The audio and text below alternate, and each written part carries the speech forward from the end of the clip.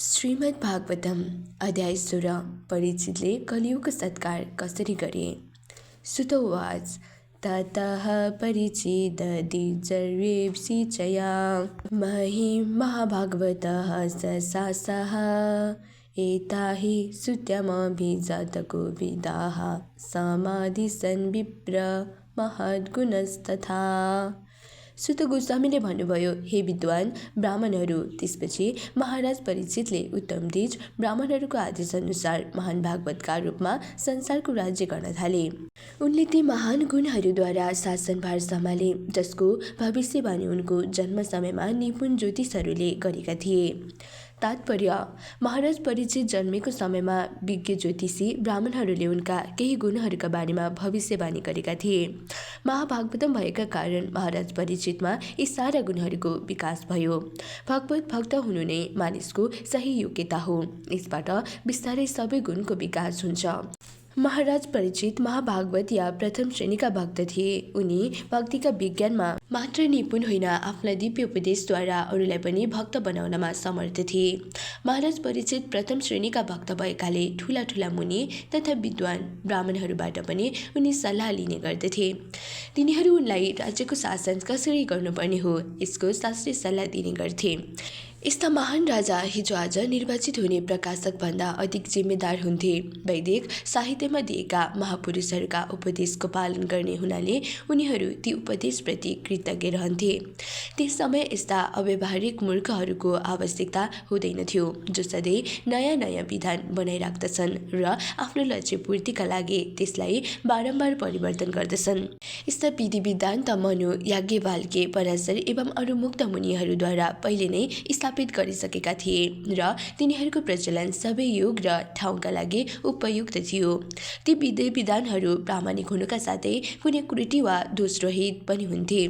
महाराज परिचित जस्ता राजाहरूको आफ्नो सल्लाहकार समिति हुन्थ्यो र यस समितिका सदस्य या त ऋषिमुनि हुन्थे या प्रथम श्रेणीका ब्राह्मण हुन्थे। उनीहरूले न केही तलब लिन्थे न उनीहरूलाई यस्ता तलबको खाँचो नै पर्दथ्यो। राज्यले खर्च नगरिकन श्रेष्ठ सल्लाह प्राप्त गर्थ्यो। उनीहरू स्वयं समरदस्ती हुन्थे, सबैप्रति समान व्यवहार गर्थे, त्यो मानिस होस् या पशु। उनीहरू मानिसलाई सुरक्षा प्रदान गर्ने तर बिचरा पशुहरूलाई भने मार्ने यस्तो सल्लाह राजालाई दिँदैनथे। समितिका सदस्यहरू न मूर्ख हुन्थे न त मूर्खहरूका प्रतिनिधि नै हुन्थे। उनीहरू सबै एकातिर आत्मा अनुभूत हुन्थे भने अर्कातिर राज्यका सबै जीवहरू यस जीवन र आगामी जीवनमा कसरी सुखी रहन सक्छन् भन्ने कुरा पनि पूर्ण रूपले जान्दथे। उनीहरू खाऊ पिउ र मोज गर भन्ने यो आनन्दवादी विचारधाराका समर्थक थिएनन्। उनीहरू वास्तविक विचारक हुन्थे र मनुष्य जीवनको उद्देश्य के हो भन्ने कुरा सही रूपमा जान्दथे।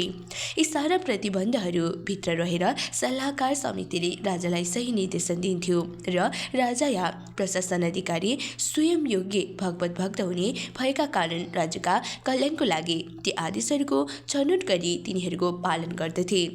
महाराज युधिष्ठिर या परिचितको समयको राज्य व्यवस्था वास्तवमा जनकल्याणकारी हुन्थ्यो, किनभने राज्यभित्र कोही पनि दुखी हुँदैनथ्यो, त्यो मानिस होस् या पशु। महाराज परिचित विश्वका जनकल्याणकारी राज्यका आदर्श राजा थिए। स उत्तरस्य तनयामुपयम् इरावतीं जनमेजयदिं स तुरस्तस्यामुत्पादयत्सुतान्। राजा परिचितले राजा उत्तरीकी छोरी इरावतीसँग विवाह गरे अनि ती पत्नीबाट उनका प्रमुख जनमेजय सहित 4 पुत्रहरू जन्मिए। तात्पर्य, महाराज उत्तर विराटका पुत्र र महाराज परिचितका मामा हुन्। इरावती महाराज उत्तरीकी छोरी भएकी महाराज परिचितकी मावली बहिनी हुन्। तर त्यस समय यदि फुपूका छोरा र मावली बहिनीको गोत्र एउटै नपरेमा उनीहरूलाई विवाह गर्ने अनुमति प्रदान गरिन्थ्यो। विवाहको वैदिक पद्धतिमा गोत्र या परिवारमाथि विशेष जोड दिइन्थ्यो। अर्जुनले पनि आफ्नी मावली बहिनी सुभद्रासँग विवाह गरेका थिए। जनमेजय यी राजर्षिहरूमा एक र महाराज परीक्षितका विख्यात सुपुत्र हुन्। यिनकी आमाको नाम इरावती थियो। कसैले यिनलाई माद्रवती भन्दछन्। महाराज जनमेजयका 2वटा छोरा भए, जसको नाम ज्ञातानिक र शङ्कुकर्ण थियो। उनको कुरुक्षेत्र तीर्थस्थलमा धेरै यज्ञ गरे। उनका अरू 3 भाइहरूको नाम श्रुतसेन, उग्रसेन र भीमसेन द्वितीय हो। जनमेजयले तक्षशिला अजन्ता माथि आक्रमण गरे आफ्ना पिता महाराज परीक्षितलाई दिएको अवैध श्रापको प्रतिशोध लिने निर्णय गरे। उनले आफ्ना पितालाई टोक्ने तक्षयम सहित सम्पूर्ण सर्प जातिलाई विनष्ट गर्नका लागि सर्प यज्ञ गरे। तर अनेकौं प्रभावशाली देवता र मुनिहरूको आग्रह भएको हुँदा उनले सम्पूर्ण सर्प जातिलाई विनष्ट गर्ने आफ्नो निर्णय परिवर्तन गरे। यसरी यज्ञ बीचमा बन्द गर्नु परे तापनि उनले यज्ञबाट सम्बन्धित प्रत्येक व्यक्तिलाई समुचित पुरस्कार प्रदान गरे। यस उत्सवमा महामुनि व्यासदेव पनि उपस्थित हुनुहुन्थ्यो र उहाँले नै राजाका समक्ष कुरुक्षेत्रमा भएको युद्धको सारा वृत्तान्त सुनाइदिनु भयो। पछि व्यासदेवको आज्ञा अनुसार उहाँको शिष्य वैशम्पायनले राजालाई महाभारत सुनाए।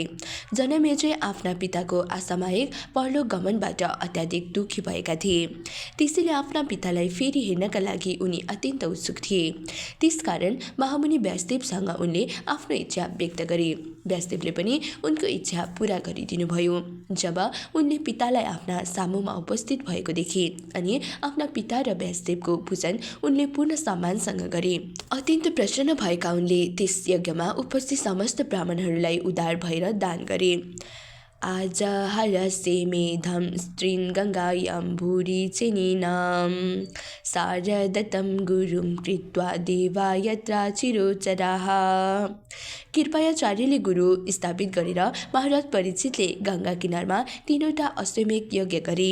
आगन्तुक र आमन्त्रितहरूलाई पर्याप्त दक्षिणा दिएर उनले ती यज्ञ विधिवत सम्पन्न गरे। साधारण व्यक्तिहरूले पनि यी यज्ञहरूमा देवताहरूको दर्शन गर्न पाए। तात्पर्य स्वर्गका निवासीहरूका लागि अन्तर्ग्रहीय यात्रा सुगम हुन्छ भन्ने कुरा यस श्लोकबाट प्रतीत हुन्छ। श्रीमद् भागवतमका विभिन्न ठाउँमा हामीले देख्यौं प्रभावशाली राजा र सम्राटहरूद्वारा सम्पन्न गरिने यज्ञहरूमा स्वर्गीय देवता पनि भाग लिन पृथ्वीतलमा आउने गर्थे। यहाँ पनि हामीले के उल्लेख भएको पाइरहेछौँ भने महाराज परीक्षितका अश्वमेध यज्ञमा अनेकौं देवताहरू यज्ञ उत्सवमा आएका थिए र साधारण व्यक्तिहरूले पनि तिनलाई देख्न पाएका थिए। देवताहरू सामान्यतया आम जनताका लागि दृष्टिगोचर हुँदैनन्। ठिक त्यसै गरी जसरी भगवान देखिनुहुन्न, तर जसरी भगवान आफ्नो अहेतुकी कृपाले सामान्य व्यक्तिका लागि देखिनका लागि अवतीर्ण हुनुहुन्छ, त्यसै गरी देवताहरू पनि विशेष कृपावश सामान्य व्यक्तिलाई दृष्टिगोचर हुन्छन्। यद्यपि स्वर्गका प्राणीहरू यस पृथ्वीका व्यक्तिहरूको आँखाद्वारा देखिँदैनन्, तर यहाँ महाराज परीक्षितको प्रतापले गर्दा देवताहरूले स्वयं आफू सबैका लागि देखिने भन्न स्वीकार गरे। राजाहरू यस्ता यज्ञमा मन उदार बनाएर खर्च गर्थे, जसरी बादलले पानी वर्षाउँछ। बादल अन्य केही नभएर पानीकै अर्को रूप हो। अर्को शब्दमा भन्दा पृथ्वीको पानी नै बादलका रूपमा परिणत हुन्छ। यसै प्रकारले यी यज्ञमा राजाहरूद्वारा दिने दान प्रजाबाट सङ्ग्रह गरिएको करको अर्को रूप हो। तर जसरी पर्याप्त वर्षा हुँदा पानी आवश्यकताभन्दा अधिक भएको प्रतीत हुन्छ, त्यसै गरी यस्ता राजाहरूद्वारा दिएको दान पनि प्रजाका आवश्यकताहरूभन्दा अधिक प्रतीत हुन्छन्। सन्तुष्ट प्रजाले कहिले राजाका विरुद्ध सङ्घर्ष गर्दैनन्, त्यसैले राजतन्त्रीय राज्य व्यवस्थालाई परिवर्तन गर्ने कुनै आवश्यकता पर्दैन थियो। महाराज परीक्षित जस्ता राजाका लागि पनि मार्गदर्शनका निम्ति गुरुको आवश्यकता थियो। यस्ता गुरु बिना आध्यात्मिक जीवनमा प्रगति गर्न सक्ने सम्भावना छैन। गुरु प्रामाणिक हुनु आवश्यक छ। जो आत्मा साक्षात्कारका लागि इच्छुक हुन्छन् तिनीहरूले वास्तविक सफलता पाउनका लागि प्रामाणिक गुरुको सान्निध्यमा जान पर्दछ। निज ग्रहौ जसा विरह कलिम दिग्विजय कुचित नृपिलिङ्गधरम शूद्रम दुन्नन्त गोमिथुनम पदा। एकपटक महाराज परीक्षित दिग्विजय गर्न निस्कदा शूद्रभन्दा पनि नीच कलियुगका स्वामीले राजाको भेष धारण गरी गाई गोरुलाई पिटिरहेको देखे। राजाले पनि त्यसलाई पर्याप्त दण्ड दिनका लागि तुरुन्त समाते।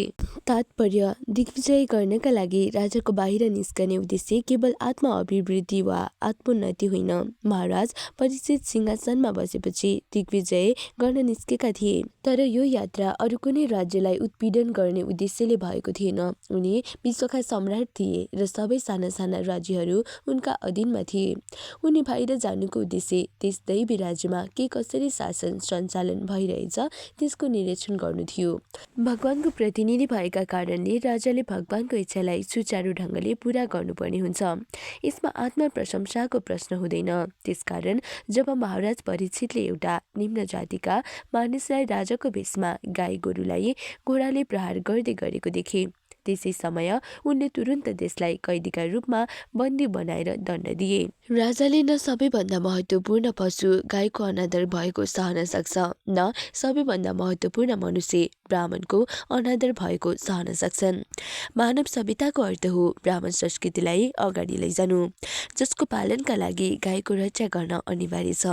गाईको दुधमा जादु नै छ, किनभने यसमा उच्चतर उपलब्धिका लागि मानिसको मनोवैज्ञानिक स्थितिलाई स्थिर गर्नका निम्ति सबै आवश्यक पौष्टिक पदार्थहरू हुन्छन्। ब्राह्मण संस्कृति त्यसै समय प्रगति गर्न सक्षम हुन्छ जसले मानिसलाई सत्वगुण विकसित गर्ने शिक्षा दिन्छ।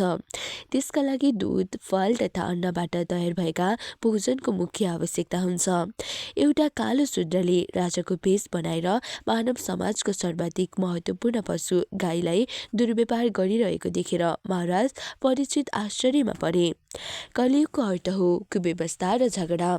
यस कुव्यवस्था र झगडाको मूल कारण निम्न कोटिका निष्क्रिय व्यक्तिहरू हुन्, जसको कुनै महत्त्वाकांक्षा हुँदैन तथापि राजाका प्रबन्धमा अग्रणी बन्दछन्। राजाका पदमा बसेका यस्ता व्यक्तिहरूले निश्चय नै सर्वप्रथम गाई तथा ब्राह्मण संस्कृतिलाई हानि पुर्याउँछन्, जसले गर्दा सारा समाजलाई नर्कतर्फ लैजान्छन्।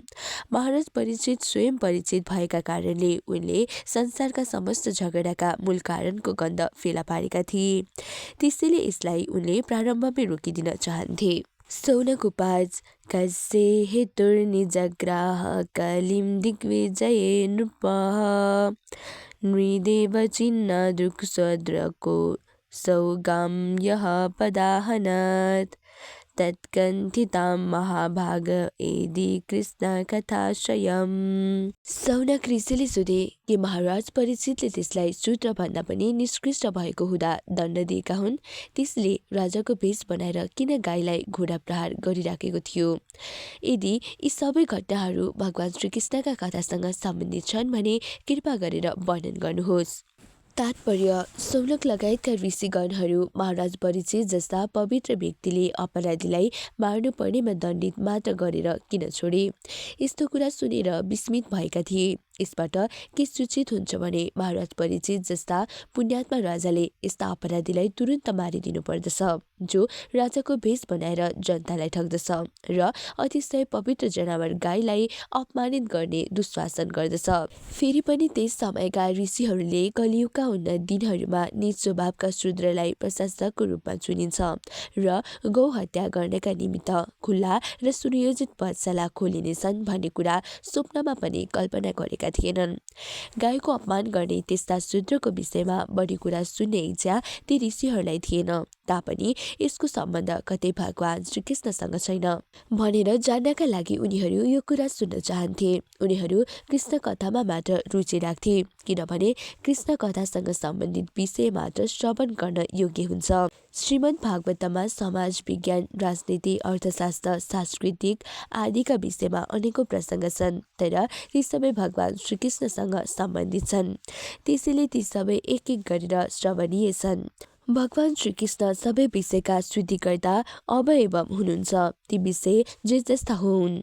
यस संसारमा प्रत्येक वस्तु प्रकृतिका 3 गुणबाट उत्पन्न भएको हुँदा अशुद्ध छ, तर श्रीकृष्ण सबैका शुद्धिकर्ता हुनुहुन्छ। अर्थवासे पदाम्बुजमकरन्दलिहां सतां किमन्यै रसदा लाभैरायुषो येद सद्भ्यः।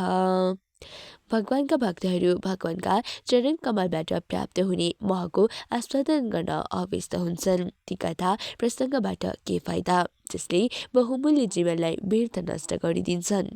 तात्पर्य: भगवान श्रीकृष्ण र उहाँका भक्त यी दुवै दिव्य रहन्छन्, अतः भगवान श्रीकृष्ण र उहाँका भक्तहरूका कथा समान रूपले उत्तम हुन्छन्। यद्यपि कुरुक्षेत्रको युद्ध राजनीति र कूटनीतिले पूर्ण छ, तापनि यसका कथाहरू भगवान श्रीकृष्णसँग सम्बन्धित छन्। त्यसकारण भगवत गीता सम्पूर्ण विश्वमा पूजित भएको हो।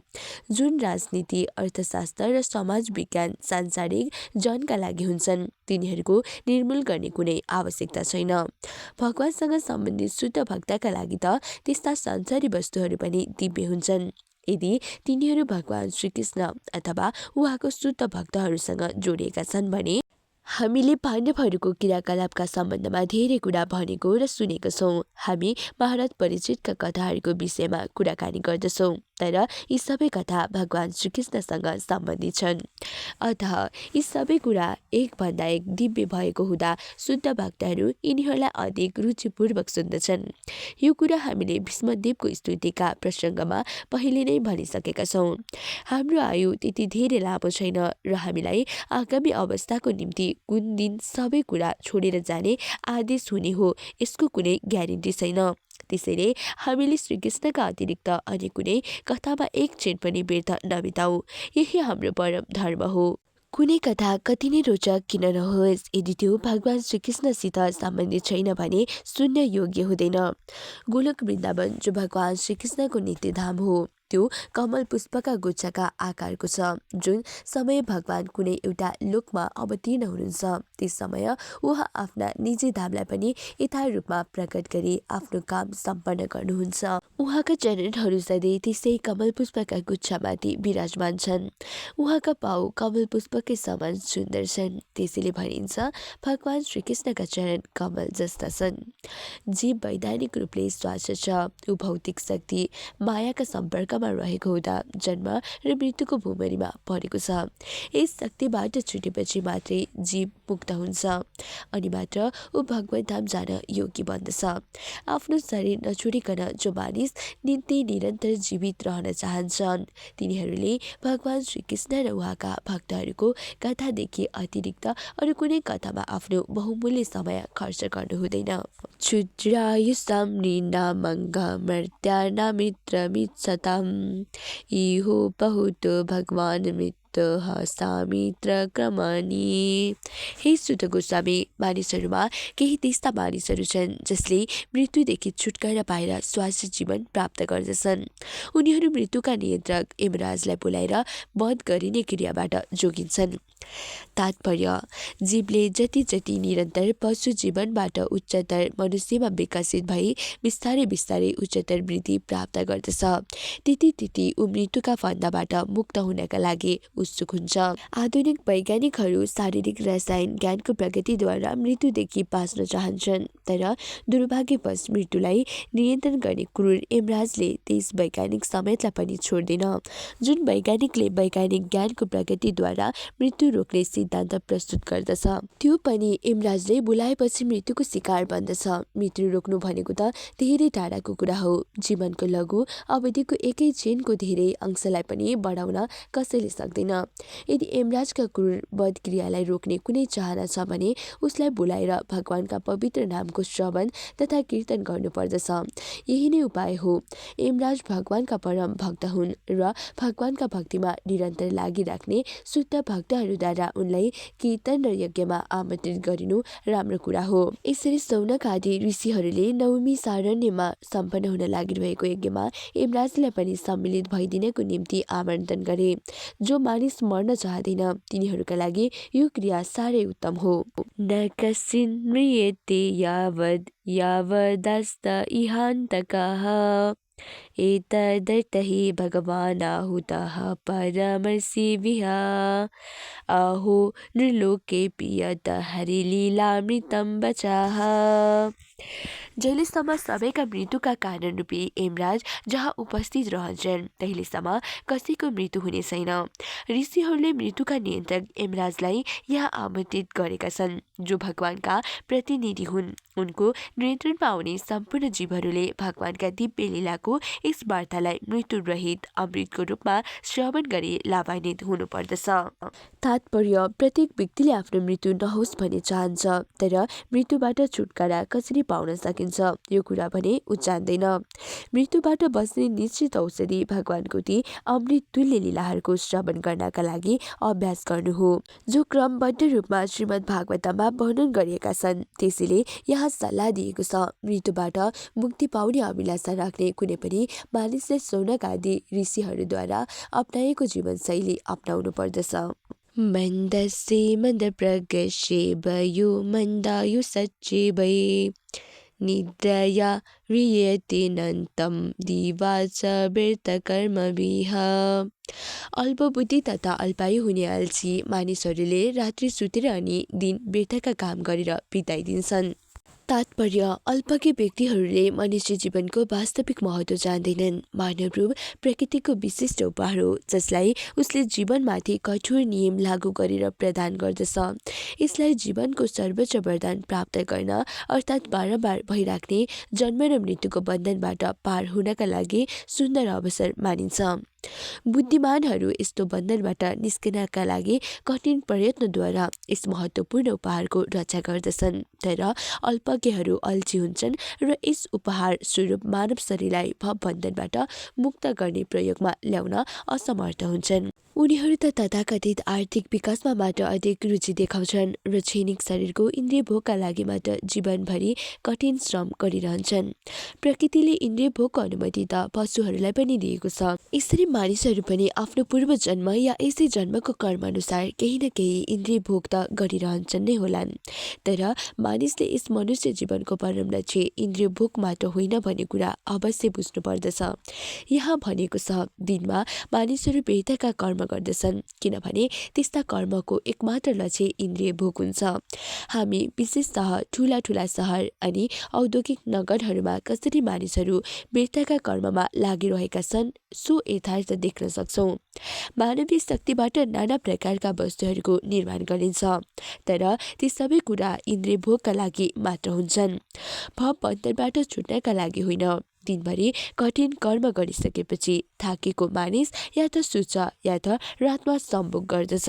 अल्पज्ञहरूका लागि भौतिकतावादी सभ्य जीवनको कार्यक्रम नै यही हो। त्यसकारण यहाँ उनीहरूलाई अल्छी, अभागी र अल्पायु भनेको छ। सुत उवाच एदा परिचित गुरु जाङ्गिले वशद कलिं प्रविष्टं निज चक्रवर्ती ते निसम्मे वर्तमानति प्रियं ततः शरासनं संयुगशोण्डिराददे। सुत गोस्वामीले भन्नुभयो, जुन समय महाराज परिचित गुरु साम्राज्यको राजधानीमा बस्दथे त्यस समय उनले आफ्ना राज्यको सीमाभित्र कलियुगका लक्षणहरूले प्रवेश गरेको देखे। जब उनलाई यो कुरा थाहा भयो, यो उनलाई रुचिकर प्रतीत भएन, तर उनलाई यसबाट त्यसको विरुद्ध सङ्घर्ष गर्ने अवसर भने प्राप्त भयो। त्यसकारण उनले आफ्नो धनुष बाण उठाए, साथै सैनिक कारबाहीका लागि उनी तत्पर भए। तात्पर्य, महाराज परिचितको राज्य प्रशासन धेरै सबल थियो, त्यसैले उनी राजधानीमा शान्तिपूर्वक बसिरहेका थिए। तर जब उनलाई कलियुगका लक्षणले आफ्ना राज्य सीमाभित्र प्रवेश गरिसकेको समाचार प्राप्त भयो, त्यस समय यो समाचार उनलाई राम्रो लागेन। यदि त्यसो हो भने कलियुगका लक्षण के हुन् त? यी यस प्रकार छन्: 1. स्त्रीहरूसँग अवैध सम्बन्ध, 2. मासु खाने कुव्यसन, 3. मादक द्रव्य सेवन, नशा तथा 4. जुवा खेल्ने अभिरुचि। कलियुगको शाब्दिक अर्थ कलहको युग हो। मानव समाजमा उपयुक्त चारवटा कुराहरू सबै प्रकारका झगडाहरूका मुख्य कारण हुन्छन्। महाराज परिचितले सुने, उनका राज्यका केही व्यक्तिमा पहिले नै ती लक्षण आइसकेका छन्, अतः अशान्ति यी कारणहरूका विरुद्ध अविलम्ब कदम उठाउन उनले इच्छा गरिरहेका थिए। यसको अर्थ हो, महाराज परिचितका राज्यकालसम्म जनजीवनमा यस्ता लक्षणहरू एक प्रकारले अज्ञात थिए र जब यिनीहरूको पत्ता लाग्यो त्यसै समय नै उनले यिनीहरूलाई समूल नष्ट गरिदिने इच्छा गरे। यो समाचार उनलाई रुचिकर भने लागेन, तर एउटा दृष्टिले महाराज परिचितलाई युद्ध गर्ने अवसर भने प्राप्त भइरहेको थियो। यद्यपि साना साना राज्यहरूसित लड्ने आवश्यकता उनलाई थिएन, किनभने ती सबै उनका अधीनमा थिए। तर कलियुगका दृष्टहरूले उनलाई आफ्ना सुरताको प्रदर्शन गर्न सक्ने अवसर प्रदान गरे। सही चित्रीय युद्धको अवसर प्राप्त हुँदा परम प्रफुल्लित हुन्छ। जसरी खेलका प्रतियोगिताको अवसर उपस्थित हुँदा खेलाडी उत्सुक हुने गर्दछ। कलियुगमा यस्ता लक्षणहरू पूर्व निर्धारित हुन्छन् भन्ने यो कुनै तर्क होइन। यदि यस्तो हुन्थ्यो भने फेरि यी लक्षणहरूका विरुद्ध सङ्घर्ष गर्ने के आवश्यकता थियो? यस्ता तर्क त अल्छी र अभागीहरूले नै गर्ने गर्छन्। वर्षा ऋतुमा वृष्टि हुनु अवश्याम्भी हो, तथापि मानिसहरू आफ्ना सुरक्षाका लागि सावधान भने हुन्छन्। यसै गरी कलियुगमा सामाजिक जीवनभित्र उपयुक्त लक्षणहरू प्रवेश रहनु अवश्याम्भी हो, तर कलियुगका प्रतिनिधिहरूको सम्पर्कबाट नागरिकहरूलाई जोगाउनु राज्यको मुख्य कर्तव्य हो। महाराज परीक्षितले कलिका लक्षणमा सरेक हुने दृष्टहरूलाई दण्डित गर्न र धर्मात्मा एवं निर्दोष नागरिकहरूलाई सुरक्षित राख्न खोजिरहेका थिए। यस्तो सुरक्षा प्रदान गर्नु राजाको धर्म नै हो। यहाँ महाराज परीक्षित कलिका विरुद्ध लड्नका लागि तयार भएका थिए भन्ने कुरा जुन व्यक्त भएको छ त्यो पूर्णतया सही हो। सुलङ्कृतं श्यामतुरङ्गयोजितं रथं मृगेन्द्रध्वजमाश्रितः पुरा भीतो रथाश्रुतविपत्तियुक्तया स्वसेनया दिग्विजयाय निर्गतः। महाराज परीक्षित काला घोडाहरूद्वारा तानिएका रथमा चढे। उनको ध्वजा सिंहको चिन्हले अंकित थियो। यस प्रकार सुसज्जित भएर सारथी, अश्वारोही, रथी र पैदल सैनिकद्वारा घेरिएका राजाले सबै दिशाहरूमाथि विजय प्राप्त गर्नका लागि राजधानीबाट प्रस्थान गरे। तात्पर्य, महाराज परीक्षित आफ्ना हजुरबुबा अर्जुनभन्दा भिन्न के कुरामा थिए भने उनको रथलाई तान्ने घोडा सेता रङका नभएर काला रङका थिए। उनका हजुरबुबाको ध्वजामा हनुमानजी अंकित थियो भने उनको ध्वजा सिंहका चिन्हले चिन्हित थियो। महाराज परीक्षितको राजसी जुलुस आँखालाई अत्यन्त मोहित गर्ने लाग्दथ्यो, जसमा रथ, घोडा, हात्ती, पैदल सिपाही र वादनहरू सुसज्जित थिए। तर यसका साथै यो त्यस्ता सभ्यताको प्रतीक पनि हो जो लडाईँका मैदानमा पनि सौन्दर्यपरक देखिन्थ्यो। भद्राश्रम केतुमालं च भारतं चोत्तरान् कुरुन् किं पुरुषादिनी वर्षाणि विजिते जगृहे बलिम। त्यसपछि महाराज परीक्षितले पृथ्वीलोकका समस्त भाग, भद्राश्रु, केतुमाल, भारत, कुरु जङ्गलको उत्तरी भाग र किमपुरुष आदिलाई जितेर त्यहाँका शासकहरूबाट कर तथा उपहार प्राप्त गरे। तात्पर्य, भद्रासु यो सोमेरु पर्वतका नजिकको द्वीप हो। यो गन्धमादन पर्वतबाट सुरु भएर नुनिलो पानीको समुद्रसम्म फैलिएको छ। महाराज भीष्म पर्व 7, 14, 18मा यस द्वीपको वर्णन गरिएको छ। सञ्जयले धृतराष्ट्रलाई यसको वर्णन गरेर सुनाएका थिए। महाराज युधिष्ठिरले पनि यस द्वीपलाई जितेका थिए र यो प्रान्त उनका राज्यको सीमाभित्र पर्दथ्यो। महाराज परीक्षितलाई पहिले आफ्ना हजुरबुबाद्वारा शासित सारा देशका सम्राट भनेर घोषित गरिएको थियो, तापनि उनले आफ्नो श्रेष्ठता आफैले स्थापित गर्नु परेको थियो, किनभने उनी यस्ता राज्यहरूबाट उपहार प्राप्त गर्नका लागि राजधानीदेखि बाहिर निस्केका थिए। केतुमाल यो पृथ्वीलोक 7 समुद्रहरूद्वारा 7 द्वीपहरू भागमा विभाजित छ, तर कोही कोही यसलाई 9 भागमा विभाजित भएको मान्दछन्। यो पृथ्वी जम्बूद्वीपका नामले प्रसिद्ध छ र यो 9 वर्षमा विभाजित छ। यो मध्ये भारतवर्ष पनि एउटा हो। हिजो आज भौगोलिक सन्दर्भमा यस्ता वर्षलाई महाद्वीप भन्दछन्। केतुमाललाई पनि उपयुक्त वर्षहरूमध्ये एउटा हो भनिएको छ। यस वर्षमा निवास गर्ने स्त्रीहरू अतिशय सुन्दर हुन्छन् भनेर भनिएको छ। यस वर्षलाई अर्जुनले पनि जितेका थिए। यस भूभागको वर्णन महाभारत सभा पर्व 286-35-33मा उपलब्ध छ।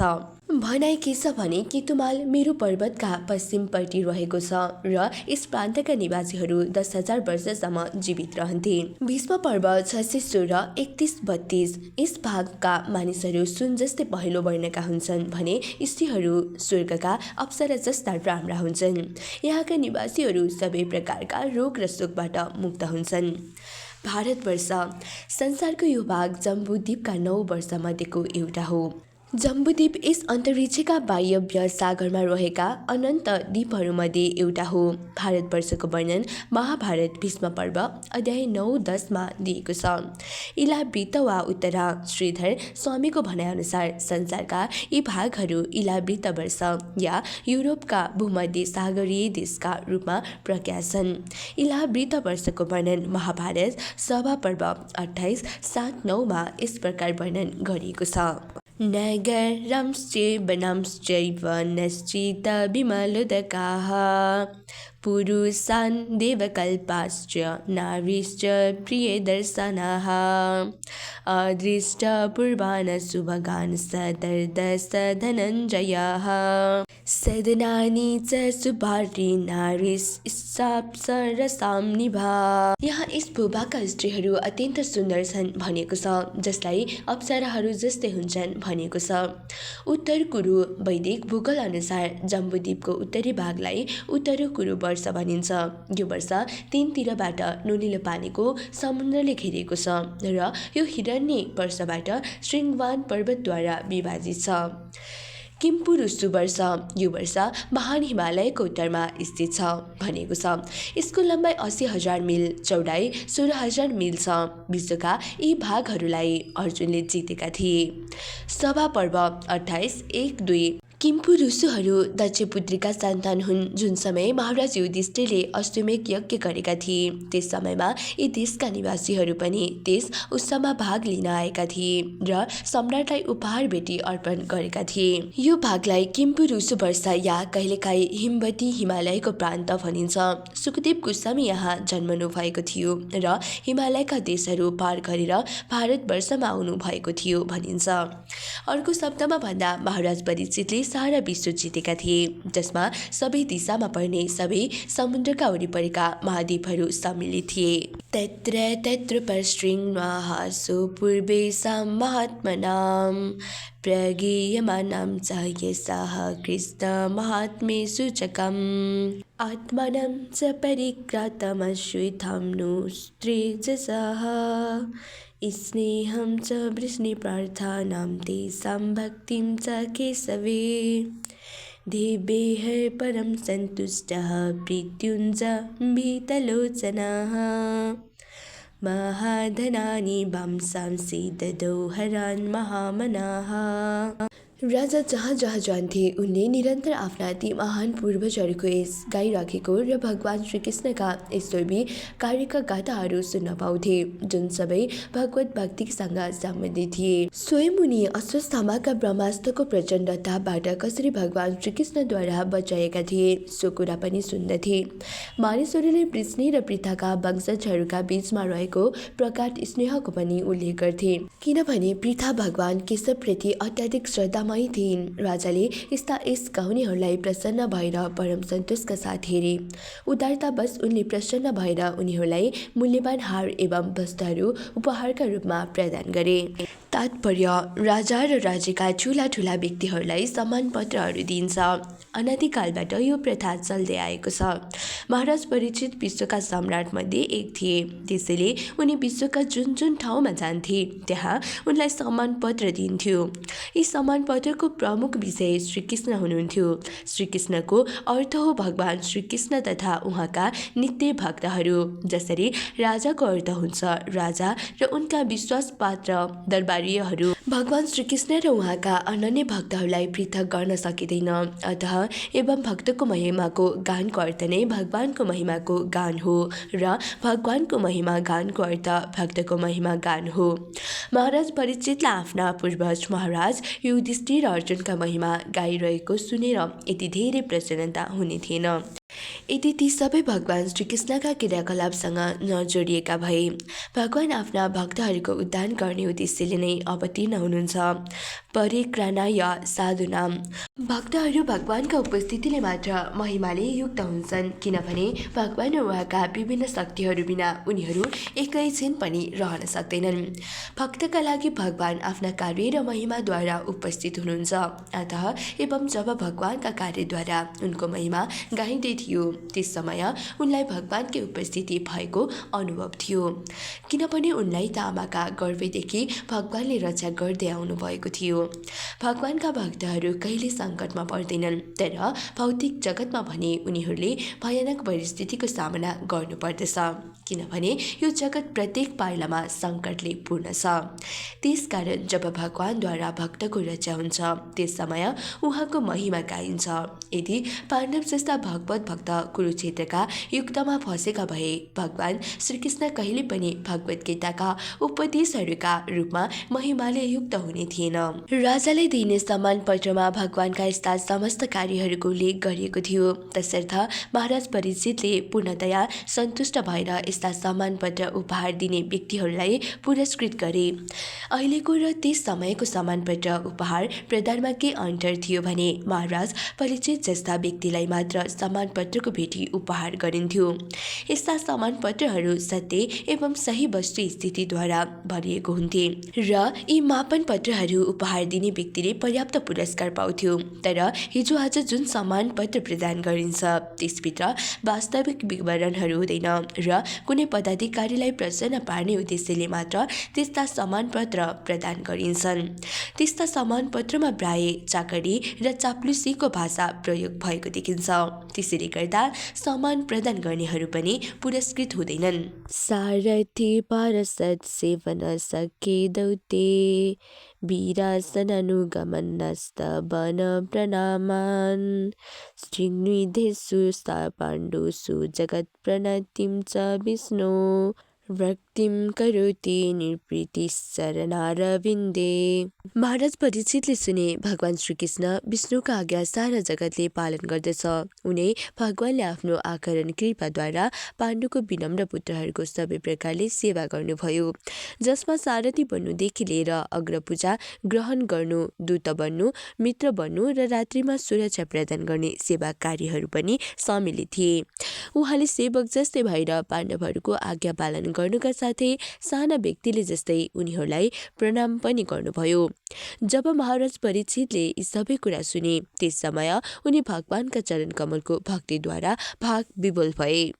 तात्पर्य भगवान श्रीकृष्ण पाण्डव जस्ता अनन्य भक्तहरूका सर्वस्व हुनुहुन्छ।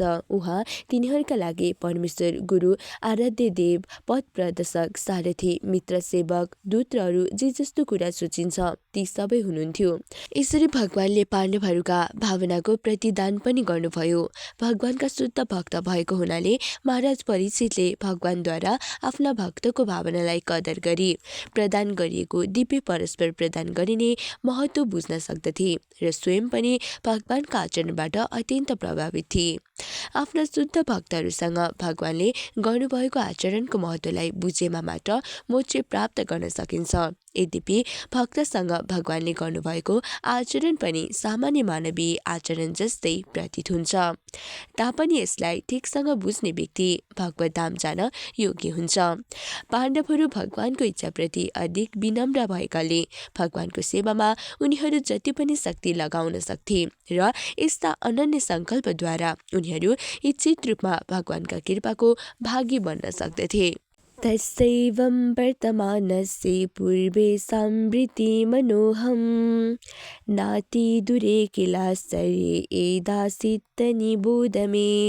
अब तपाईहरू मबाट महाराज परीक्षितले आफ्ना पूर्वजहरूको उत्तम वृत्तिका विषयमा सुन्दै ती विचारहरूमा डुब्दै आफ्ना दिन बिताइरहेका समय भएका घटनाहरूका बारेमा सुन्न सक्नुहुन्छ। धर्मः पदैकेन चरन् वीच्यायमुपलभ्यगां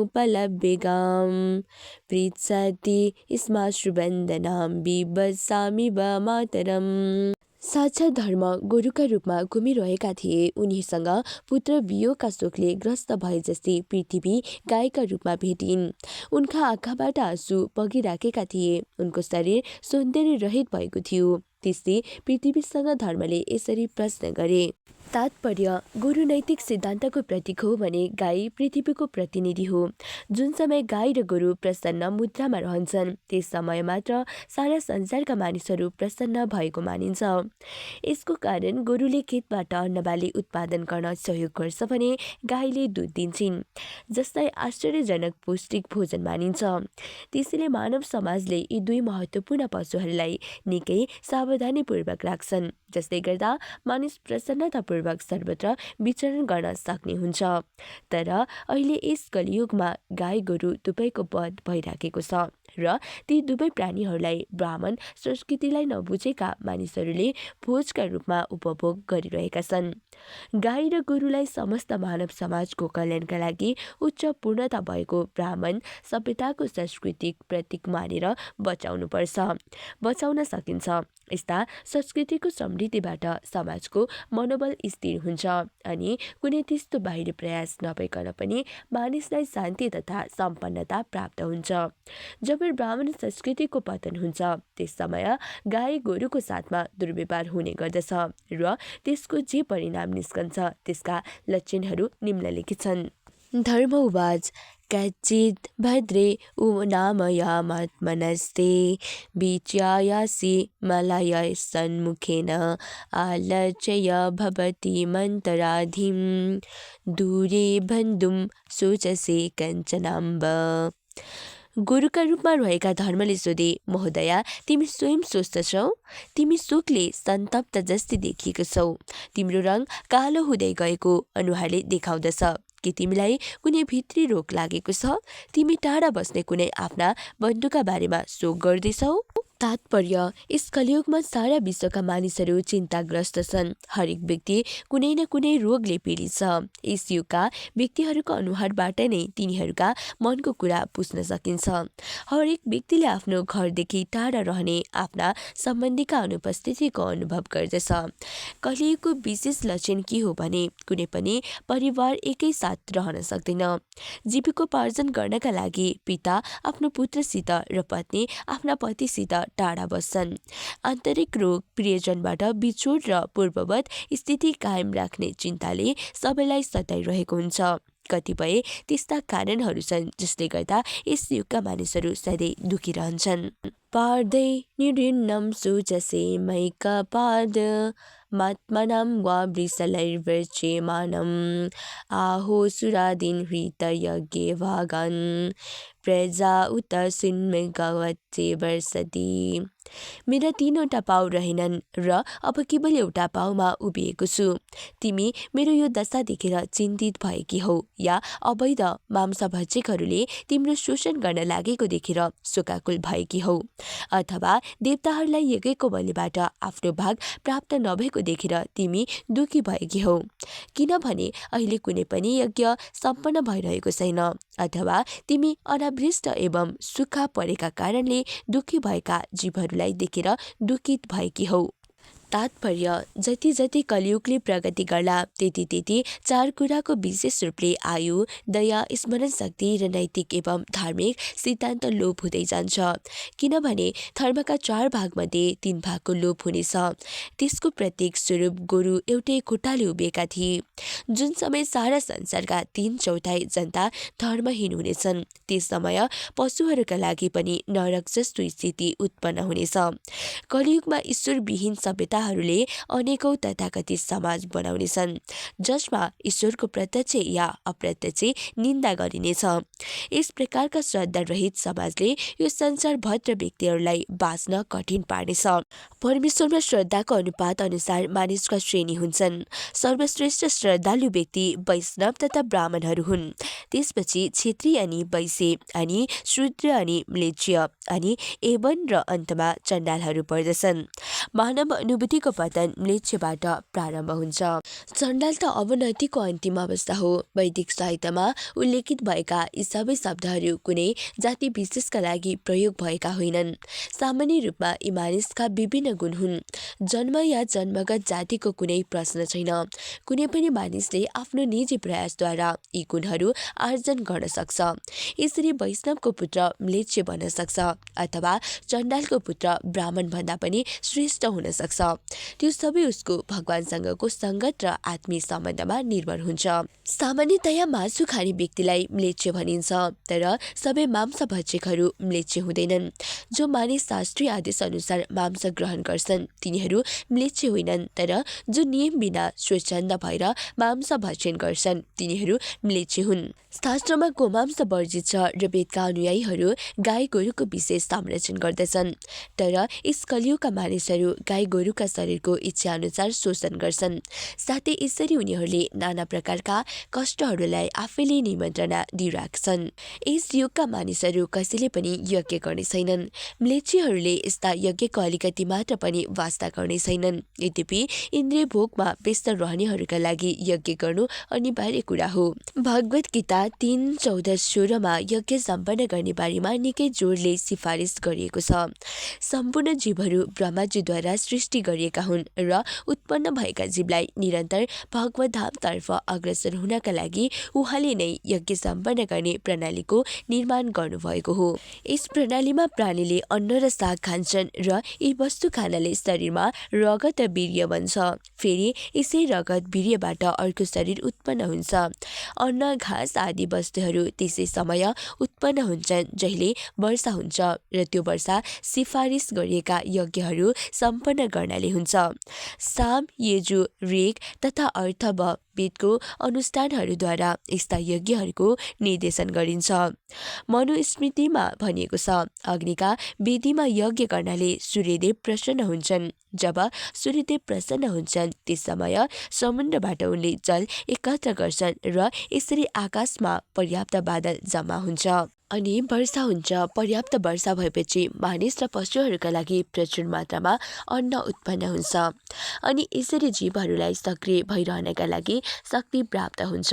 तर म्लेच्छीहरू अन्न, पशुहरूका साथ गाई गोरुहरूलाई मार्नका लागि वधशाला स्थापित गर्छन्, किनभने तिनीहरू सोच्छन् उद्योगको सङ्ख्या बढाएर हामीहरू उन्नति गर्छौँ अनि यज्ञ सम्पन्न नगरिकन र अन्न उत्पादन नगरिकन पशुहरूको मासु खाएरै जीवित रहनेछौँ।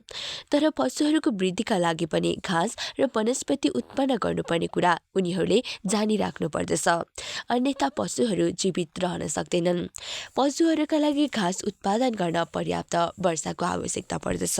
अतः अनन्तः उनीहरूले सूर्यदेव, इन्द्र, चन्द्र जस्ता देवताहरूका कृपामाथि आश्रित रहनु पर्दछ र यी देवताहरूलाई यज्ञ गरेर मात्र प्रसन्न गर्न सकिन्छ। यो भौतिक जगत एउटा बन्दी गृह जस्तो छ, जुन कुरा हामीले धेरै पटक भनिसकेका छौँ। देवताहरू भगवानका सेवक हुन्। तिनीहरूले यस बन्दी गृहको हेरविचार गर्दछन्। यी देवताहरू के चाहन्छन् भने त्यस्ता विद्रोही जीवहरू जो श्रद्धाविहीन भएर जीवित रहन चाहन्छन् तिनीहरू बिस्तारै बिस्तारै भगवानका परम शक्ति तर्फ उन्मुख हुन्।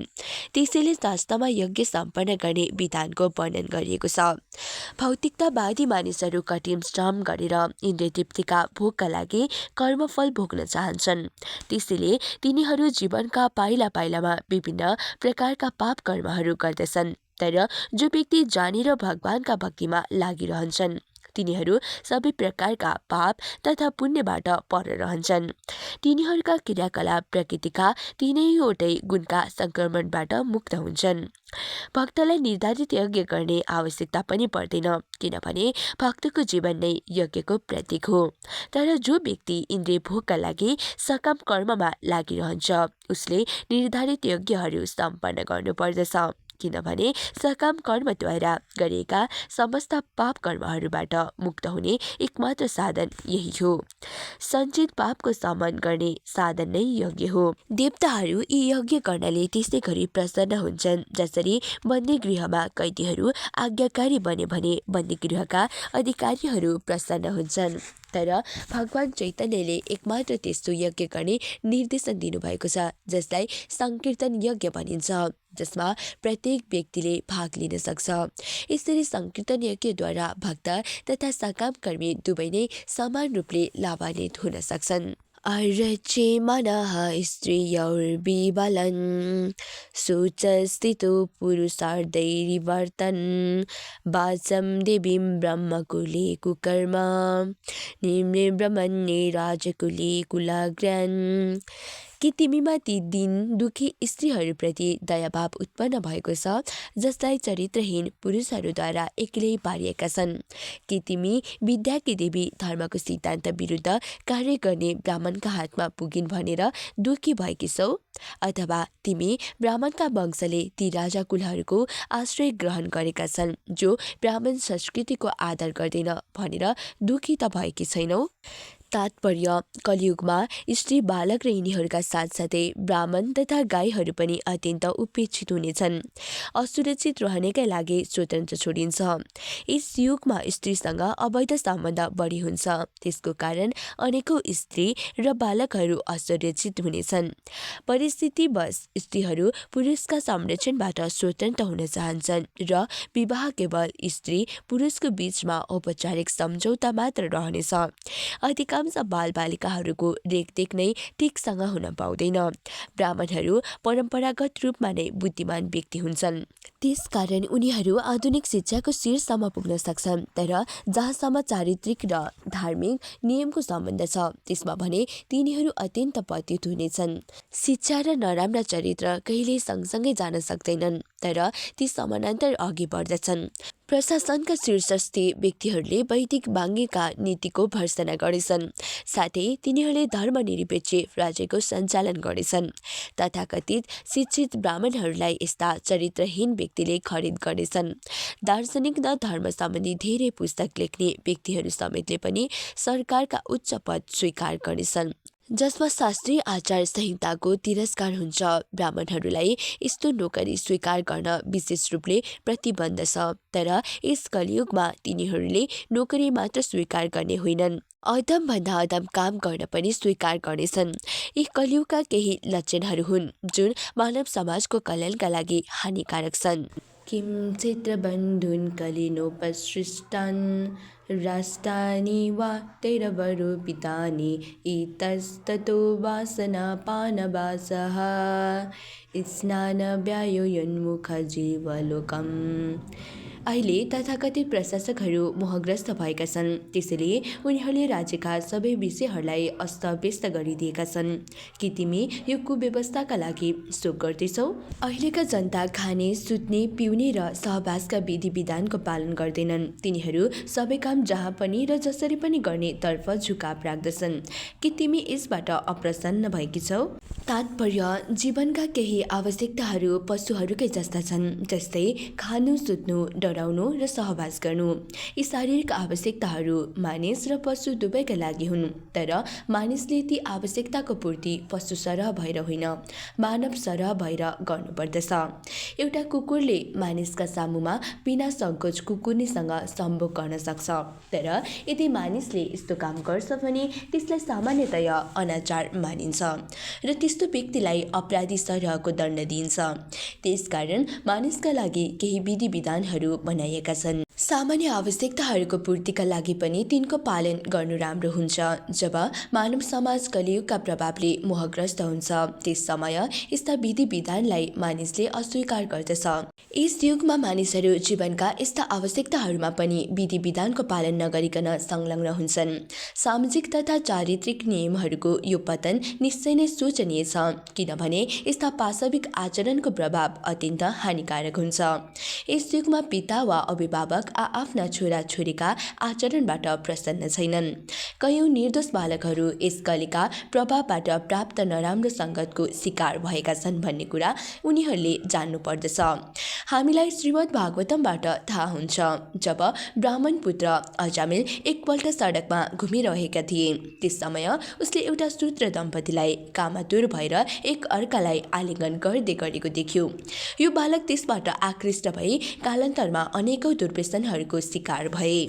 शुद्ध ब्राह्मणका पदबाट तल झरेर ऊ एउटा अधम भयो। यो सबै कुसङ्गतिको प्रभाव थियो। त्यस समय अजामिल जस्ता भुक्तभोगी एक दुई मात्र थिए, तर यस कलियुगमा निर्धन र निर्दोष विद्यार्थीहरू नित्य नै सिनेमाका शिकार हुन्छन्, जसले तिनलाई काम वासनातर्फ जान प्रेरित गर्दछ।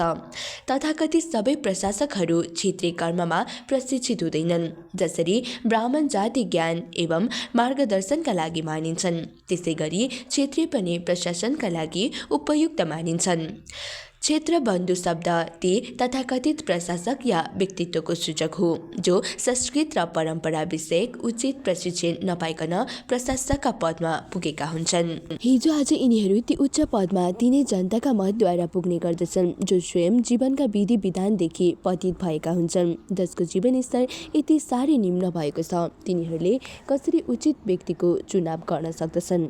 अतः एवं कलियुगका प्रभावबाट राजनीति, धर्म, सामाजिकता आदि हरेक वस्तु उल्टो भएको छ। त्यसैले बुद्धिमान मानिसका लागि यो कुरा सोचनीय छ। दाम्बते भूरि भरावतार कृतावतारस्य हरिर्धरित्री अन्तर्हितस्य स्मरति विशिष्टा कर्माणि निर्वाण विलम्बितानि। हे माता पृथ्वी, भगवान श्री हरिले तिम्रो ठूलो भार हलुका पार्नका लागि नै श्रीकृष्णका रूपमा स्वयं अवतार लिनुभयो। यहाँ आएर उहाँले मोक्ष मार्गलाई सुदृढ पार्ने दिव्य कर्महरू सम्पन्न गर्नुभयो।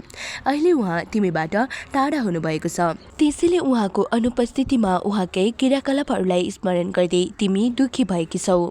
तात्पर्य, भगवानका कार्यहरू मोक्षदायक हुन्छन्, तर ती कार्य निर्माण या मोक्षबाट प्राप्त हुने आनन्दभन्दा अधिक आनन्ददायक हुन्छन्। श्रील जीव गोस्वामी र विश्वनाथ चक्रवर्ती ठाकुरको भनाइअनुसार यहाँ प्रयोग भएको शब्द निर्माण विलम्बितानीको अर्थ मोक्षको महत्त्वलाई पनि निम्न गरिदिनेछ भन्ने हुन्छ। निर्वाण या मोक्ष प्राप्त गर्नका लागि मानिसले कठोर तपस्या गर्नुपर्दछ, तर भगवान साह्रै दयालु हुनुहुन्छ। पृथ्वीको भार हलुका पार्नका लागि उहाँ आफै अवतार ग्रहण गरेर यहाँ आउनुहुन्छ। उहाँका त्यस्ता दिव्य क्रियाकलापको स्मरण गरेर मानिसहरू निर्माणबाट प्राप्त हुने सुखलाई पनि अवज्ञा गर्दै उहाँको सान्निध्य प्राप्त गर्न इच्छुक हुन्छन् र उहाँको आनन्ददायक सेवामा लागिराख्नका लागि मानिसहरू उहाँकै दिव्य धाममा पुग्न उत्सुक हुन्छन्। इदं ममाचच्युतवादिमूलं वसुन्धरेण विकर्षितासि कालेन वाते बलिनां बलिसा सुरार्चितं किं हृतमम्ब सौभगम। हे माता पृथ्वी, तिमी सबै धनकी खानी छौ। कृपया मलाई आफ्ना ती सबै कष्टको मूल कारण भन जसबाट तिमी यो दुर्लभ अवस्थामा पुग्यौ। मेरो विचारमा अत्यन्त बलवानलाई पनि जित्ने जुन प्रबल काल हो, त्यसले देवताहरूद्वारा वन्दनीय तिम्रो समग्र सौभाग्यलाई खुसी दिएका छन्। तात्पर्य, भगवानका कृपाले प्रत्येक लोक पूर्णतः सुसज्जित रूपमा निर्मित भएको हुन्छ। त्यसकारण यी पृथ्वी पनि आफूमा निवास गर्ने प्राणीहरूको पालनका लागि आवश्यक पर्ने सम्पत्तिद्वारा पूर्णतया सज्जित नै छन्। त्यसमा पनि जब भगवान यस धरातलमा अवतीर्ण हुनुहुन्छ त्यस समय सारा पृथ्वी सबै प्रकारका ईश्वरले समृद्धि हुन्छन्, जसले गर्दा स्वर्गका निवासीहरू पनि ठूलो प्रेमका साथ यिनको पूजन गर्दछन्। तर भगवानका इच्छाले सारा पृथ्वी तुरुन्तै परिवर्तित पनि हुन्छन्। भगवान आफ्नो इच्छा अनुसार यसलाई बनाउन र बिगार्न सक्नुहुन्छ। अतः कसैले पनि आफूलाई म आत्मनिर्भर छु या भगवानदेखि स्वतन्त्र छु भन्ने कुरा सोच्न हुँदैन। धरण्युवाच भगवान हि वेद तत्सर्वयन्मां धर्मानुपृच्छसि चतुर्विवर्तसे येन पार्दैलोकर्षु खावैहः। गाईको रूप धारण गरेकी पृथ्वीले गोरुको रूप धारण गरेका धर्मलाई यस प्रकारको उत्तर दिइन्। हे धर्म, तिमीले मसँग जे जति कुरा सोध्यौ त्यो सबै तिमीलाई विदित हुनेछ। म तिम्रा ती सबै प्रश्नहरूको उत्तर दिने प्रयास गर्नेछु। कुनै समय तिमी पनि आफ्ना चार पाउद्वारा सुरक्षित थियौ र भगवानका कृपाबाट तिमीले सारा जगतमा सुखको वृद्धि गरेका थियौ। तात्पर्य, धर्मका नियमको स्थापना भगवान स्वयं हुनुहुन्छ र यस्ता नियमहरूको कार्यान्वयन धर्मराज अथवा यमराजले गर्दछन्। यस्ता नियमहरू सत्ययुगमा पूर्ण रूपले कार्यरत हुन्छन् भने त्रेता युगमा त्यसमा 1/4 कमी हुन्छ, द्वापरमा आधा कम हुन्छ र कलियुगमा 1/4 मात्र बाँकी रहन्छ। बिस्तारै त्यो पनि घटेर जब शून्य हुन्छ अनि प्रलय हुन्छ। विश्वमा धार्मिक नियम पालन भए अनुसार नै सुख सर्वत्र वितरण हुन्छ। सबै प्रकारका विषमताहरू भएर पनि यदि धर्मलाई धारण गरिन्छ भने यही नै सर्वोत्तम शौर्य वा पराक्रम हो। यसरी मानिस आफ्ना जीवनकालमा सुखी हुन सक्छ र अन्ततः भगवत धाम फर्कन्छ।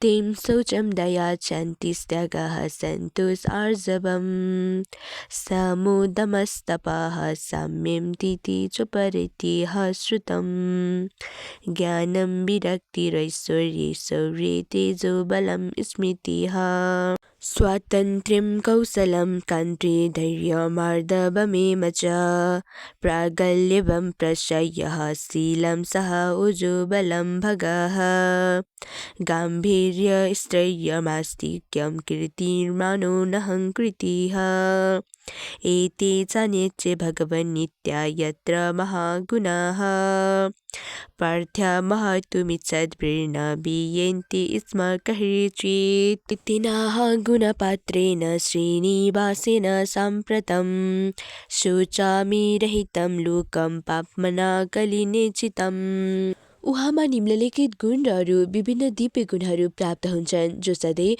उहाँसँगै विद्यमान हुन्छन् र उहाँबाट कहिले पृथक हुँदैनन्। यी गुणहरू हुन् 1. सत्यता 2. स्वच्छता 3. अर्काको दुःख सहन नसक्नु 4.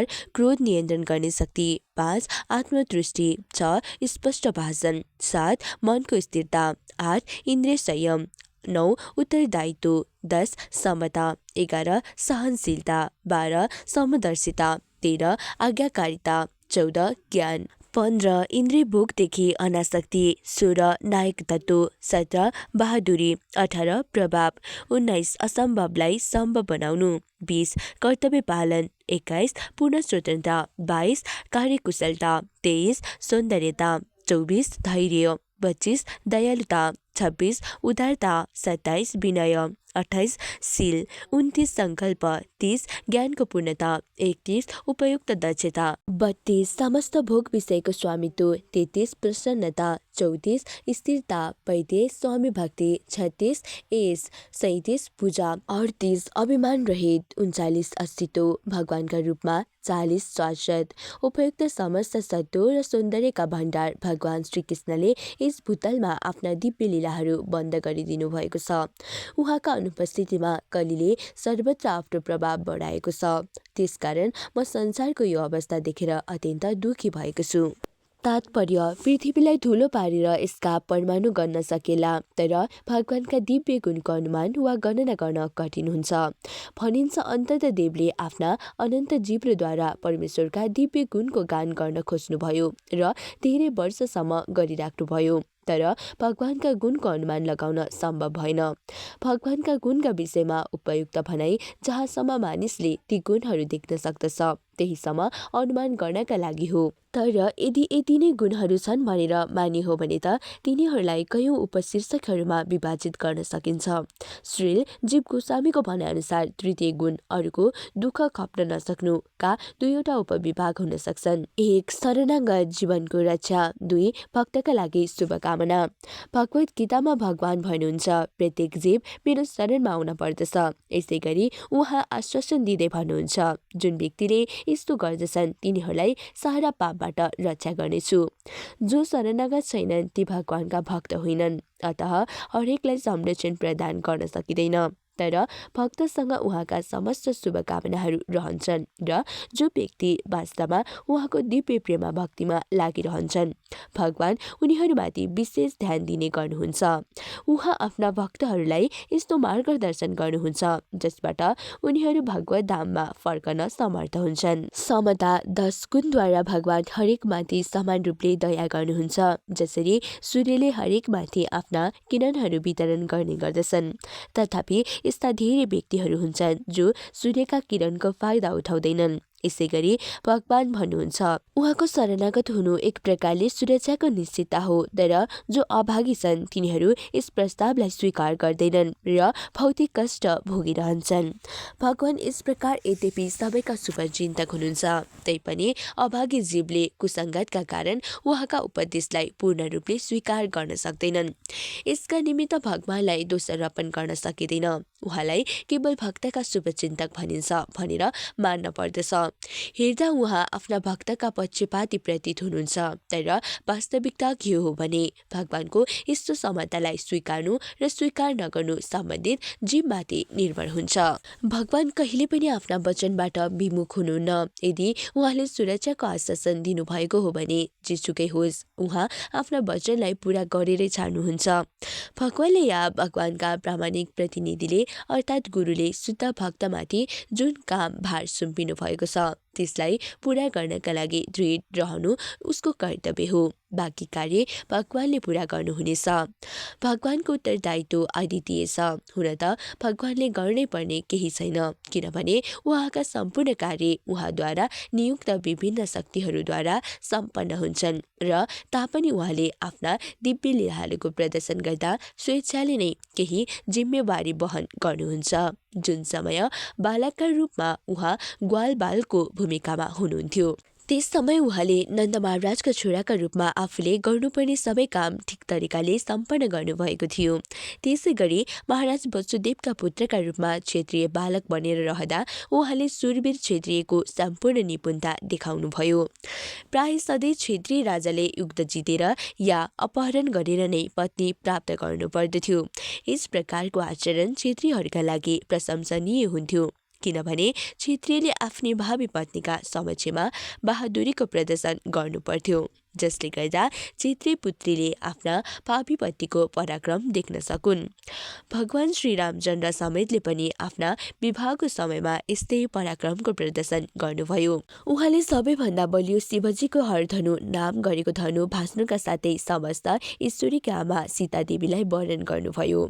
क्षेत्रीयताको प्रदर्शन विवाह उत्सवको समयमा हुन्छ र यस्तो युद्धलाई कुनै दोष मानिँदैन।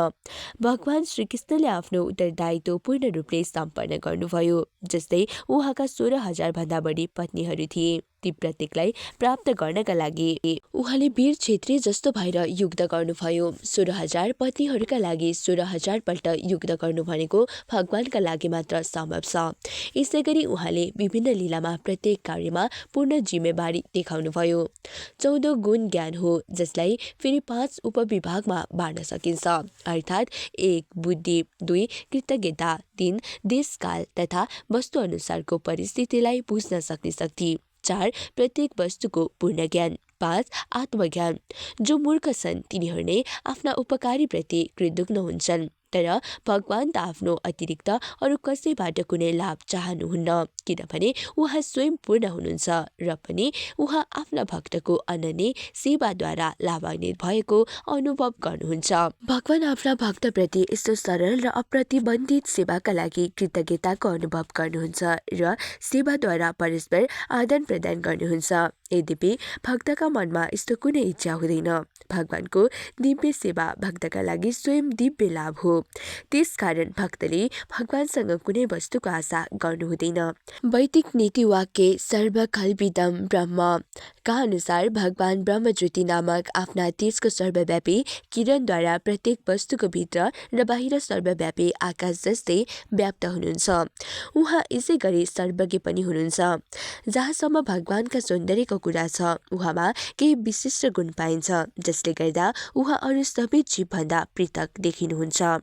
यिनका अतिरिक्त उहाँका कतिपय विशिष्ट सुन्दर अङ्गहरू अत्यन्त आकर्षक छन्, जसबाट भगवानको सर्वसुन्दर कृति राधा रानीको मन पनि आकर्षित हुन्छ। त्यसै कारण उहाँलाई मदन मोहन भन्दछन्, अर्थात् उहाँ कामदेवको मनलाई पनि आकर्षित गर्नुहुन्छ।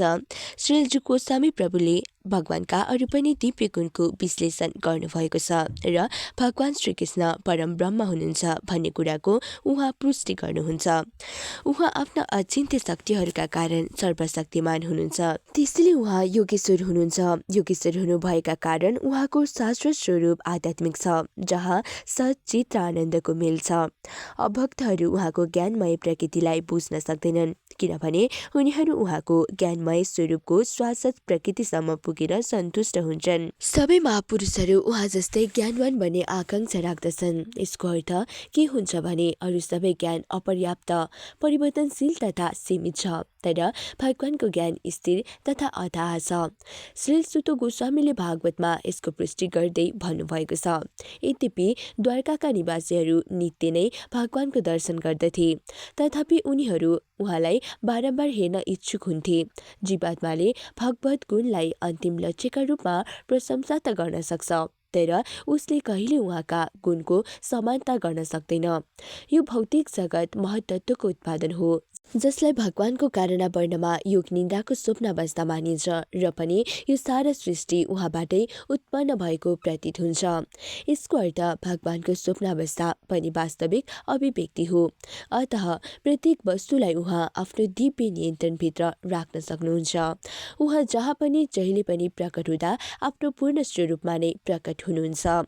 माथि जे जति कुरा भनियो ती सबै हुँदाहुँदै पनि भगवान सृष्टिको कार्य सुचारू राख्नुहुन्छ, र यो काम गर्दा उहाँले आफ्ना ती शत्रुहरूलाई पनि मोक्ष प्रदान गर्नुहुन्छ, जसलाई स्वयं आफैले मार्नु भएको थियो। सर्वोत्कृष्ट मुक्तात्माका लागि पनि उहाँ आकर्षक हुनुहुन्छ। त्यसैले ब्रह्मा शङ्कर जस्ता महान देवताहरूद्वारा पनि उहाँ पूजनीय हुनुहुन्छ। आफ्ना पुरुष अवतार पनि सृजन शक्तिका स्वामी उहाँ नै हुनुहुन्छ। सृजन शक्ति उहाँको अध्यक्षताभित्र रहेर कार्यशील हुन्छ, जसको पुष्टि भागवत गीता 9:10 भएको छ। भौतिक शक्तिको नियन्त्रक स्विच नै उहाँ हुनुहुन्छ, र असङ्ख्य ब्रह्माण्डहरूमा भौतिक शक्तिको नियन्त्रणका लागि हुने असङ्ख्य अवतारहरूका मूल कारण उहाँ नै हुनुहुन्छ। अन्य ब्रह्माण्डहरूमा हुने अरू अवतारहरूका अतिरिक्त केवल एउटा ब्रह्माण्डमा मात्र मनुका 5 लाखभन्दा अधिक अवतार भएका छन्, तर आध्यात्मिक जगतमा महत्त्वभन्दा पर अरू कुनै अवतार हुने कुनै प्रश्नै छैन। त्यही पनि विभिन्न वैकुण्ठ लोकहरूमा भगवानका अंशहरू रहन्छन्। महत्त्वका असङ्ख्य ब्रह्माण्डभित्र पाइने लोकहरूभन्दा 3 गुणा बढी लोक वैकुण्ठ लोकमा हुन्छन्, र भगवानका जति पनि नारायण रूप छन् ती सबै उहाँका वासुदेव स्वरूपका अंश हुन्। यसरी उहाँ एकैसाथ वासुदेव, नारायण र कृष्ण हुनुहुन्छ। एकै स्वरूपभित्र उहाँ श्रीकृष्ण, गोविन्द, हरि मुरारी, हे नाथ नारायण वासुदेव यी सबै हुनुहुन्छ। तसर्थ कुनै व्यक्ति जतिसुकै महान किन नहोस्, उसले भगवानका गुणहरूको गणना गर्न सक्दैन। आत्मानां चानुसृजामि भवन्तं चामरोत्तमम् देवा पितॄन् श्रीन् साधून् सर्वान् वर्णास्तथा श्रमणाम्। देवताहरूमा श्रेष्ठ महानुभाव, म आफ्नो विषय र तिम्रो विषय लगायत देवताहरू, ऋषिहरू, पृथ्वीलोक निवासीहरू, भगवत भक्त एवं वर्णाश्रम धर्मको पालन गर्ने सबै मानिसहरूका विषयमा शोक गरिरहेकी छु। तात्पर्य, मानव जीवनलाई पूर्ण बनाउने कार्यमा देवता, ऋषि, पृथ्वीलोकका निवासी पितृहरू, भगवत भक्त र वैज्ञानिक वर्णाश्रम धर्मको योगदान हुन्छ। त्यसैले मानव जीवन र पशु जीवनमा जुन अन्तर छ त्यो वर्णाश्रमको वैज्ञानिक प्रणालीबाट प्रारम्भ हुन्छ। त्यसको मार्गदर्शन देवताहरूका लागि ऋषिहरूको अनुभवद्वारा हुने गर्दछ, र त्यो बिस्तारै बिस्तारै समुन्नत हुँदै भगवान श्रीकृष्णसँग नित्य सम्बन्ध स्थापित गर्न पर्दछ। जुन समय ईश्वर चित वर्णाश्रम धर्म, जसले पशु चेतनालाई मानव चेतनामा र मानव चेतनालाई दैवी चेतनामा विकास गराउन मद्दत गर्छ, त्यसलाई मूर्खहरूको प्रगतिद्वारा भङ्ग गराइन्छ। त्यस समय शान्तिपूर्ण जीवनको सम्पूर्ण रूपरेखा बिथोलिन्छ।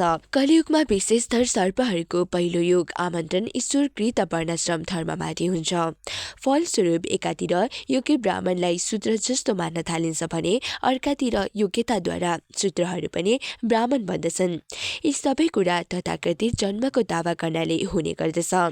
जन्मैबाट ब्राह्मण बन्नु प्रामाणिक कुरा होइन, यसबाट कुनै एउटा शर्त पूरा हुन सक्दछ। ब्राह्मणको सही योग्यता त विशेष गरेर मन तथा इन्द्रियलाई बसमा राखेर धैर्य, सरलता, स्वच्छता, ज्ञान, सत्य, भक्ति र वैदिक वाङ्मयप्रति श्रद्धा गर्नु आदिमा हुन्छ।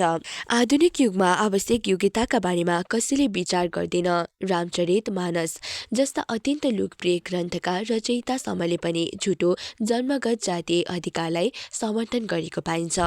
यो सबै कलियुगको प्रभाव हो। त्यसकारण गाईको रूप धारण गरेकी पृथ्वी माताले आफ्नो दयनीय अवस्थाप्रति शोक प्रकट गरिरहेकी थिइन्। ब्रह्मदयो बहुतितमेधापाङ्गमुच्य कामस्तपः समचरण भगवत्प्रणपन्नाः सा श्रीः सुवासमरविन्दवनं विहाय एत्पादसौभमङ्गलं भजते नुरक्ता तस्याहमं जकुले साङ्कस्य केतुकितैः श्रीमत्पदैव भवतः समङ्कृताङ्गी त्रिनत्तिरुचोपलभ्ये ततो विभूतिं लोकान् समां वेश्यजदुस्मयतिं तदन्ते जसको कृपा कट्याच पाउनका लागि ब्रह्मा जस्ता देवता पनि इच्छुक हुन्थे र जसका लागि उनीहरू दिनमा धेरै पटकको भगवानको शरणमा पर्दथे।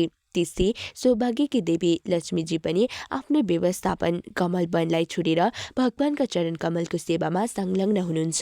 मलाई ती विशिष्ट शक्ति प्राप्त भएका थिए जसले गर्दा म भगवानका चरणाबिन्दका चिन्ह ध्वज वज्र अंकुश र कमलद्वारा अलङ्कृत भएर तिनै लोकको सम्पत्तिलाई पराजित गर्न समर्थ भएकी थिएँ। तर जब मैले अन्त्यमा भाग्यशाली भएको अनुभव गर्न लागेकी थिएँ ठिक त्यसै समय भगवानले मलाई छोडिदिनुभयो। तात्पर्य संसारको सौन्दर्य र ऐश्वर्य कुनै मानवकृत योजनाले बनेको होइन, भगवानको कृपाले बढ्न सक्छ। जुन समय भगवान श्रीकृष्ण यस पृथ्वीमा हुनुहुन्थ्यो त्यस समय उहाँका चरण कमलका विशिष्ट चिन्हहरू धुलोमा अङ्कित हुने गर्दथे। यही कारणले गर्दा सम्पूर्ण पृथ्वी यथासम्भव भरिपूर्ण रहन्थिन्। अर्को शब्दमा भन्दा मानिस र पशुहरूको आवश्यकता पूरा गरिदिने नदी समुद्र वन पर्वत तथा खानीहरूले आआफ्ना कर्तव्य सुचारू रूपले पूरा गर्दथे। त्यसकारण संसारको समृद्धि अरू तिनै लोकको भन्दा माथि उठेको थियो। तसर्थ पृथ्वीमा मानिसले भगवानसित सधैँ कृपा गरिराख्ने प्रार्थना गर्नुपर्दछ जसले गर्दा हामीलाई उहाँको आकार कृपा प्राप्त भइरहोस् र साथै जीवनका सारा सुविधाहरू प्राप्त भई हामी सुखी बन्न सकौँ। कसैले प्रश्न गर्न सक्छ जुन समय यस पृथ्वीमा भगवानले आफ्नो कार्य पूर्ण गरी पृथ्वीलाई छोडेर सुधाम प्रस्थान गर्न लाग्नुहुन्छ त्यस समय हामी उहाँलाई कसरी रोक्न सकौला? यसको उत्तर हो भगवानलाई रोक्ने कुनै आवश्यकता छैन। भगवान त सर्वव्यापी हुनुहुन्छ। त्यसकारण हामीले चाहँदा उहाँ हाम्रो बीचमा उपस्थित हुन सक्नुहुन्छ। यदि श्रवण कीर्तन स्मरण आदिद्वारा हामी उहाँमा अनुरक्त हुन्छौँ भने सधैँ उहाँ हाम्रा साथमा रहिराख्नुहुन्छ किनभने उहाँ सर्वव्यापी हुनुहुन्छ। संसारमा कुनै त्यस्तो वस्तु छैन जससँग उहाँको सम्बन्ध नभएको होस्। हामीले त्यस्तो सम्बन्धको खोजी गर्नुपर्छ।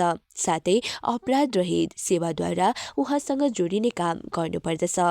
दिव्य शब्दको उच्चारण गरेर पनि उहाँसँग हामी जोडिन सक्छौँ। भगवानको पवित्र नाम र स्वयं भगवानमा कुनै भिन्नता छैन। जसले निरपराध भावसँग भगवानका पवित्र नामको कीर्तन गर्छ त्यसलाई तुरन्त भगवान आफ्ना समक्ष उपस्थित भएको अनुभूति हुन्छ। रेडियो ध्वनिको उच्चारणले जसरी हामी ध्वनिको आंशिक अनुभूति प्राप्त गर्न सक्छौँ त्यसै गरी ब्रह्म ध्वनिलाई बारम्बार उच्चारण गरेर हामीले निश्चय नै भगवानको उपस्थितिको अनुभव गर्न सक्छौँ। यस युगमा जहाँ प्रत्येक वस्तु कलीको दोषद्वारा दूषित छ शास्त्रीय उपदेश लगायत भगवान चैतन्यले पनि भगवानको पवित्र नाम संकीर्तनद्वारा हामी कल्मष रहित हुन सक्छौँ र ब्रह्मपदसम्म उठेर भगवतधाम जान सक्छौँ भन्ने उपदेश दिनुभएको छ। भगवानका नामको निरपराध कीर्तन गर्ने व्यक्ति साक्षात् भगवानकै समान शुभ हुन्छ। संसारभरि भगवानका यस्ता भक्तले विचरण गरिदिँदा संसारका सम्पूर्ण कष्ट हट्न सक्छन्। भगवानका पवित्र नाम संकीर्तनका प्रचार प्रसारले मात्र हामी कलियुगका प्रभावबाट जोगिन सक्छौँ। यो वै ममाति भरमासुर वंशराज्ञा मचौहिनी शतमपानु ददामत्मतन्त्रः त्वां दुःसस्तमुन पदमात्मानि पौरुषेण सम्पदये निदुसुरमेमभिभ्रद्रदगम्। हे धर्मपुरुष मनास्तिक राजाहरूद्वारा नियोजित अत्याधिक सैन्य समूहका भारले पीडित भएकी थिए र भगवानका कृपाले त्यसदेखि अहिले मुक्त हुन सकेकी छु। यसै गरी तिमी पनि कष्टप्रद अवस्थामा थियौ र उभिन पनि सक्दैनथ्यौ।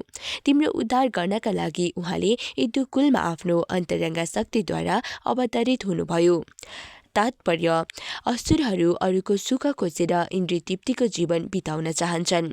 यो आकांक्षा पूर्ण गर्नका निम्ति असुरहरू विशेष रूपमा नास्तिक राजाहरू या राज्यका प्रशासनिक अधिकारीहरू आफूलाई अत्यन्त घातक अस्त्रद्वारा सुसज्जित बनाएर शान्तिमय जीवनमा युक्त गर्न चाहन्छन्।